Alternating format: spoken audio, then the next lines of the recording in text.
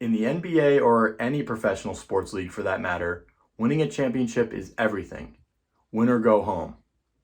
For the fans, their pride's at stake. For the players, their legacies. For general managers, their jobs. And for owners, millions of dollars in TV rights, merch, ticket sales, and all the rest. So the question arises, what does it take to be an NBA champion? What's the anatomy of an NBA championship team? This is a list of all NBA champions in the last 30 or so years. What do you see? I know I see a lot of repeat offenders, or as some might say, dynasties. Jordan in the Bulls, Duncan in the Spurs, Kobe in the Lakers, and Steph in the Warriors. These dynasties built their teams around one common denominator, adding key players and developing systems along the way to break through to the top without burning out of steam. These teams, from the players to the general managers to the owners, were practitioners of patience, empires with a vision and an identity. Let's first take a look at the Bulls. In 1984, they drafted MJ. As a rookie, he made the All-Star game, and for the first time in forever, it felt like the Bulls had promise. 3 years later, they got Pippen, and a year after that, they promoted assistant coach Phil Jackson to the head coaching role. Finally, 2 years after that, they ushered the Bad Boys dynasty out and eclipsed eternal glory. In 1997, as MJ's career was winding down, the Spurs would draft Tim Duncan with the first overall pick, 10 years after drafting David Robinson with the number 1 pick as well.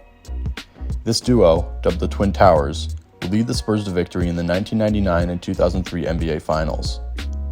After Robinson retired, Duncan would be the figurehead of the Spurs for the next 13 years, leading them to 3 more championships in 2005, 2007, and 2014.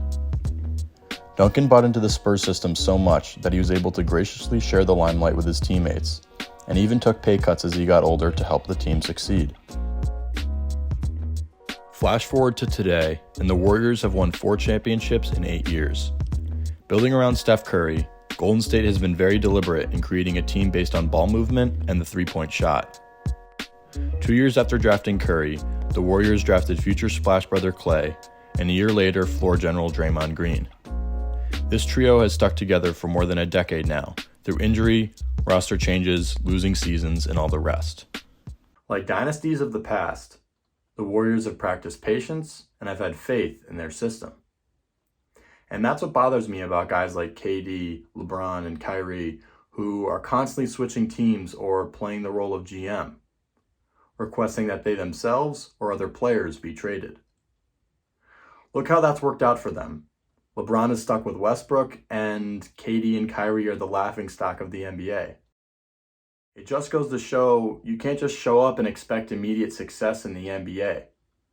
Basketball is too much of a team sport for dynasties to be created so easily. Rome wasn't built in a day. Even one-hit wonders like the 2004 Pistons and 2011 Mavericks were miniature dynasties of their own. The Pistons, a defensive juggernaut built around Ben Wallace, and the Mavs, a crafty group built around Dirk Nowitzki, were annual contenders and reached the finals multiple times. But more quantitatively speaking, what else do NBA champs have in common? Here's that chart again, but with the number of perennial All-Stars and net rating of each championship team. Net rating is an advanced statistic that is a league-wide measure of a team's ability to score more points than it allows, and vice versa. As you can see, almost all NBA championship teams in the last 30-plus years have had at least 2 stars and a top 5 net rating league-wide. And this trend makes sense to me, considering the NBA has the most meritocratic playoff format of the 4 major North American sports. The NBA playoffs feature more teams, each series features more games, and more top seeds win it all than in any other major sport. Basically, more teams that should win, win. Except for one thing, injuries. Injuries are more impactful in the NBA than the MLB, for example, because MLB games are built around individual batting and pitching performances. Compared to the NBA, team chemistry isn't really a huge factor.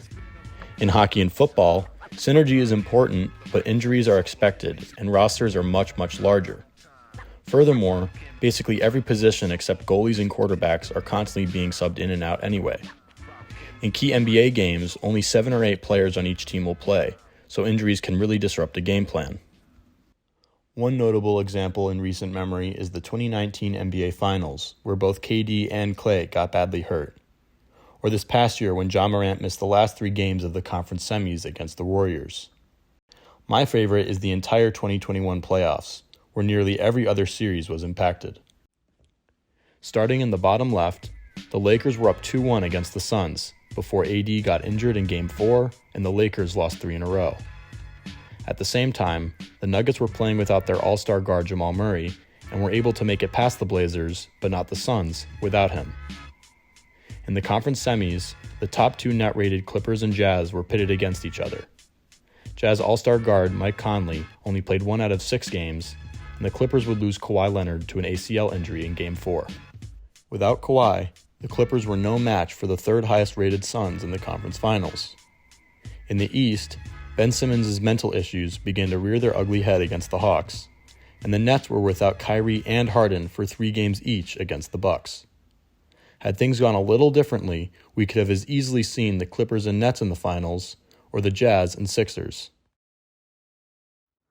So in summation, if you want to be an NBA champion, have faith, have an identity, build around at least 2 stars, be solid on both sides of the ball, and stay healthy.